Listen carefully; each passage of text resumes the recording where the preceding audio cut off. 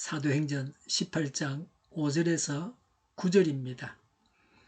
실라와 디모데가 마케도니아에서 내려온 뒤로는 바울은 오직 말씀을 전하는 일에만 힘을 쓰고 예수가 그리스도이심을 유대 사람들에게 밝혀 정언하였다. 그러나 유대 사람들이 반대하고 비방하므로 바울은 그의 옷에서 먼지를 떨고서 그들에게 말하였다.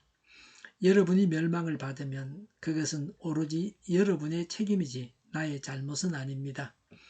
이제 나는 이방 사람에게로 가겠습니다. 바울은 거기를 떠나서 디디오 유수도라는 사람의 집으로 갔는데 그는 이방 사람으로서 하나님을 공경하는 사람이고 그의 집은 바로 회당 옆에 있었다.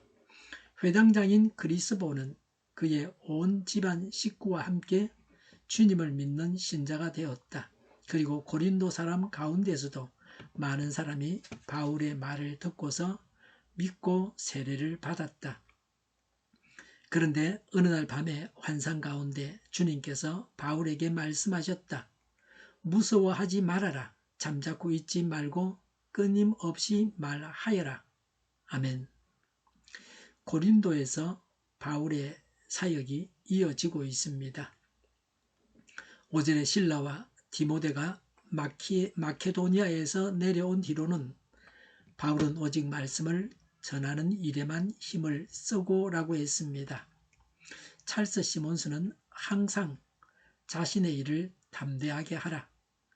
이것이 바로 진정한 용기의 척도이다 라고 했습니다. 바울은 진정한 용기를 가지고 자신의 일을 했습니다. 평생 동안 남의 눈치만 살피고 체면만 생각하다가 자신이 진정으로 해야 할 일을 못하는 사람이 있습니다. 불쌍한 사람입니다.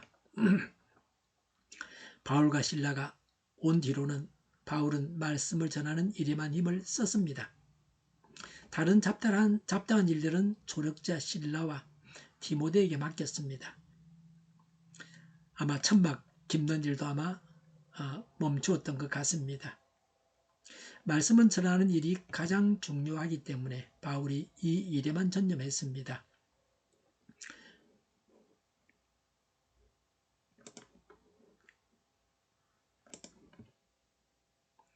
우리에게 있어서도 말씀을 전하는 일이 가장 중요합니다. 세상에 직업을 가지고 있다고 하더라도 복음을 전하는 일이 주업이어야 합니다.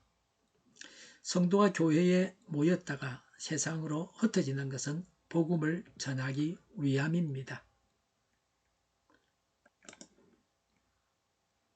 5절에 예수가 그리스도이심을 유대 사람들에게 밝혀 정언하였다고 했습니다. 바울의 전도 대상은 유대인들이었습니다. 바울이 전했던 말씀의 내용은 예수께서 그리스도이심을 정언하는 것입니다. 오늘날도 예수님께서 구세주이신 것을 전해야 합니다. 이것이 전도의 내용입니다. 오늘날 세상 법이, 특히 기독교 국가들의 국가법이 바울의 전도를 막고 있습니다. 예수님만이 구세주라고 전하지 못하게 합니다. 잘 살고 있는 사람들에게 왜 예수만 믿어야 한다고 하느냐면서 트집을 잡습니다. 차별한다는 거죠. 종교 차별이라는 겁니다. 굉장히 어려운 것처럼 말하고 있는데요. 마귀들에게 사로잡힌 자들입니다. 국가가 그러하고 국가법이 그러합니다. 바울의 전도를 막는 기독교 국가가 기독교 국가입니까? 아닙니다. 정신을 차리고 직시해야 합니다. 어떤 분은 절에 다니는 분을 만나면 절에 잘 다니시라고 하면서 전도하지 않는다고 합니다.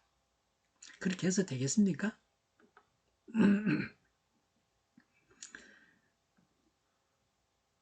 그냥 예수님이 오시기 전에 유대교 신자들처럼 그렇게 살면 된다. 예수 믿지 마라. 하나님이 그렇게 말씀하십니까? 6절에 그러나 유대 사람들이 반대하고 비방함으로 라고 했습니다. 바울이 유대인들에게 복음을 전했지만 유대인들이 복음을 거절했습니다. 어디서나 일반적으로 유대인들이 복음을 거절했습니다. 복음을 전한다고 해서 다 받아들이는 것은 아닙니다. 복음을 반대하고 비방하는 자들이 있습니다. 이방인보다는 유대인들이 이 일에 앞장을 섰습니다. 6절에 바울은 그의 옷에서 먼지를 떨고서 그들에게 말하였다. 여러분이 멸망을 받으면 그것은 오로지 여러분의 책임이지 나의 잘못은 아닙니다. 라고 했습니다.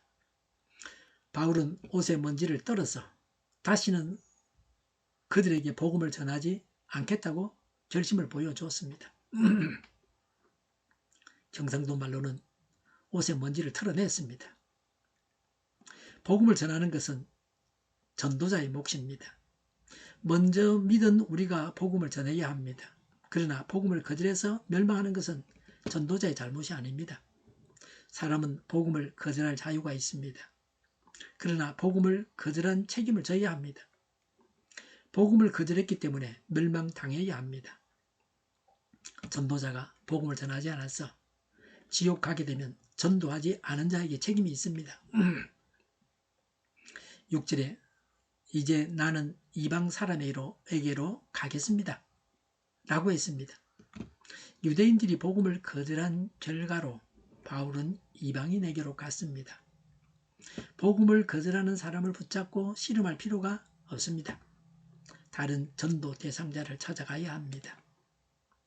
7절에 바울은 거기를 떠나서 디디우 유스도라는 사람의 집으로 갔는데 그는 이방 사람으로서 하나님을 공경하는 사람이고 그의 집은 바로 회당 옆에 있었다고 했습니다.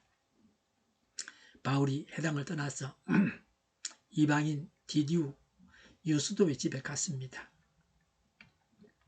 바울의 전도 열매에 대해서 말씀합니다. 8절에 회당장인 그리스보는 그의 온 집안 식구와 함께 주님을 믿는 신자가 되었다라고 했습니다. 유대인 중에 회당장 그리스보와 그의 온 집안 식구가 예수님을 믿었습니다. 가족 복음화를 이루었습니다. 다행한 일입니다. 집단적으로 가족 전체가 한 교회에서 신앙생활을 하는 것이 좋습니다. 8절에 그리고 고린도 사람 가운데에서도 많은 사람이 바울의 말을 듣고서 믿고 세례를 받았다고 했습니다. 많은 고린도 사람들이 바울의 전도로 예수님을 믿었습니다. 이방인인 고린도 사람들은 많은 사람들이 믿었습니다. 이방인은 복음을 긍정적으로 받아들였습니다. 유대인은 대체적으로 복음을 반대하고 비방했습니다. 극소수만 믿었습니다. 유대인들은 지금도 예수님을 거절하고 있습니다. 유대인들이 회개하고 예수님을 믿게 해주십사고 기도해야 합니다. 9절에 어느 날 밤에 환상 가운데 주님께서 바울에게 말씀하셨다. 무서워하지 말아라. 잠자코 잊지 말고 끊임없이 말하여라고 했습니다.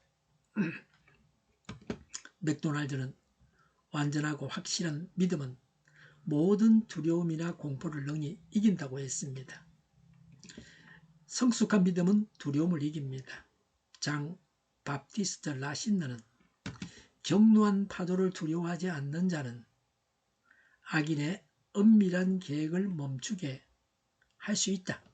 나는 두려움으로 하나님의 성스러운 뜻에 순종한다. 내게 다른 두려움이란 없다고 했습니다. 하나님만 두려워하는 자는 악인을 이깁니다. 하나님은 바울에게 무서워하지 말고 부지런히 말하라고 하셨습니다. 전도하고 양육하라는 것입니다. 싫다는 사람 내버려 두고 좋다는 사람, 믿겠다는 사람하고 양육하면 됩니다. 그를 붙잡고 우리가 제자 삼는 일에 열심을 내어야 합니다. 두려워하는 자는 제자 삼지 못합니다. 두려워하기 때문입니다. 이런저런 이유로 두려워해서 복음이 전해지지 않습니다. 하나님은 자기 일꾼에게 어떻게 해야 하는지를 구체적으로 적절한 때에 지시하십니다. 성령님의 인도하심을 따라서 예수님을 전하는 것이 전도입니다. 성령님의 인도하심을 받는 자가 전도자입니다. 우리는 지금도 하나님의 인도하심에 민감해야 합니다. 하나님께서 하시는 말씀에 귀를 기울여야 합니다. 전도하고 양육해서 교회를 세워가야 합니다. 복음을 반대하는 자들을 두려워해서 잠잠해서는 안 됩니다. 마귀에게 속한 가짜 기독교 국가 또 그런 나라의 법에 우리가 그런 법을 두려워하면서 예수님 전하는 것을 멈추면 안 됩니다. 담대하게 부지런히 복음을 전해야 합니다. 또 양육해서 양육받은 자들도 복음을 전하고 가르치게 해야 합니다. 기도하겠습니다. 담대하게 복음을 전하고 양육하게 하옵소서. 저희를 불쌍히 여겨주옵소서. 저희를 악에서 구하옵소서. 하나님의 뜻이 이 땅에서도 이루어지게 하옵소서. 저희의 간구에 응답하여 주시옵소서. 기도하기를 쉬지 않게 하옵소서. 악이 떠날 때까지, 악이 멈출 때까지, 악에서 헤어나올 때까지 기도하게 하옵소서. 저희의 필요를 채워주시옵소서. 오늘도 차고 넘치는 복된 삶을 살게 하옵소서. 감사와 찬양을 하나님께 돌려드리며 예수님의 이름으로 기도드립니다. 아멘.